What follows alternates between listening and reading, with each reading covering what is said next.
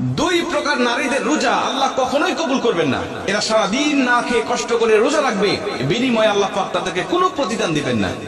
মেয়েরা কিন্তু পুরুষের তুলনায় বেশি রোজা রাখে, মেয়েরা পুরুষের তুলনায় বেশি নামাজ পড়ে, ধর্মের দিক থেকে মেয়েরা কিন্তু পুরুষের দিক থেকে অনেক আগায় আছে।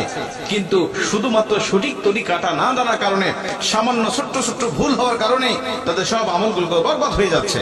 এই জন্য নবী বুখারী বর্ণনায় বলছেন, উরিদুন নার ফাইদা আকতারু আহলিহা নিসাউ ইয়াকফুর, আমি অধিকাংশ নারীদের স্থান দেখেছি জাহান্নামে, অধিকাংশ নারীরা জাহান্নামে চলে গেছে। দুই প্রকার নারীদের রোজা কবুল হয় না। তার মধ্যে প্রথম নম্বর, এক নম্বরে নবীজি বলেন, যারা স্বামীর অবাধ্য স্ত্রী, যারা স্বামীর অবাধ্য স্ত্রী, এদের উপরে আল্লাহ পাকের লানত থাকে সর্বসময়, নবীজির লানত থাকে, ফেরেশতাদের লানত থাকে। এরা যত ইবাদত করুক, আল্লাহ কোন ইবাদত তাদের কবুল করেন না। নবীজি সাল্লাল্লাহু আলাইহি ওয়াসাল্লাম বলেন, যাদের উপরে নারাজ রয়েছে স্বামী বৈধ কারণে, এরা যখন কবরে যাবে, এরা যখন হাসরের মাঠে উঠবে, মিজানের পাল্লায় যখন তাদের আমলনামাটা মাপ দেওয়া হবে, দেখা হবে একদম জিরো, তাদের কোনো আমলনামাটা আল্লাহ পাক কবুল করেন নাই, অথচ পাহাড় সমপরিমাণ সওয়াব তার ইনকাম করেছিল।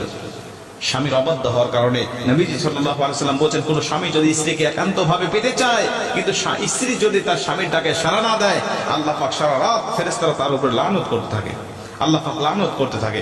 এজন্য স্বামীর কথা শুনতে হবে। নবীজি বলছে স্বামীর গুরুত্ব কত বেশি যদি কোনো মেয়ে জানতো। আর আমি নবীজি যদি আল্লাহর পরে কাউকে সেজদা দেওয়া জায়েজ হতো, বলে দিতাম প্রতিটা স্ত্রীকে তার স্বামীকে যেন সেজদা দেয়।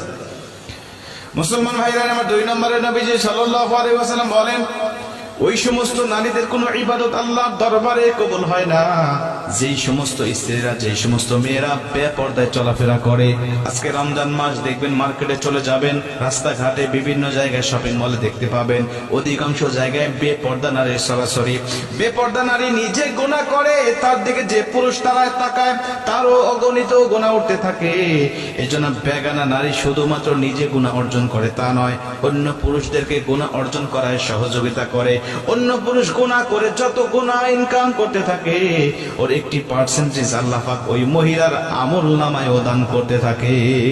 বেপরদা নারী যারা, এদেরকে দেখে অন্য পুরুষের রোজা হতে হবে, অন্য পুরুষের আমল নষ্ট হবে, অন্য পুরুষের চরিত্র নষ্ট হবে। আর ও বেপরদায় চলার কারণে আল্লাহ পাক তার আমলনামাটাকেও ঘাটতি করে দিবেন, তাকেও গুনাহ দিবেন, আল্লাহ পাক তার স্থানটাকেও জাহান্নামে করে দিবেন। এরা অনেক সওয়াব ইনকাম করেছে, অনেক নফল নামাজ পড়েছে, অনেক ফরজ রোজার পাশাপাশি নফল রোজাও রেখেছে, কিন্তু বিনিময়ে তাদের আমলনামাটা চির হয়ে থাকবে। কেন? সে নিজে বেপরদায় চলাফেরা করেছে, নিজে গুনাহ করেছে এবং অন্যকে গুনাহ অর্জন করাতে সে সহযোগিতা করেছে। এই জন্য আমি আপনাদেরকে অনুরোধ করব, যারা মহিলারা আমার আলোচনা শুনছেন, আপনারা অবশ্যই এই দুইটা বদ অভ্যাস যদি আপনার মধ্যে থেকে থাকে, আপনি বদ অভ্যাসগুলো পরিত্যাগ করেন। আশা করা যায় সারাদিন আপনি না খেয়ে কষ্ট করে রোজা রাখতেছেন, এই রোজাটা আল্লাহ পাক অবশ্যই আপনার কবুল করবেন।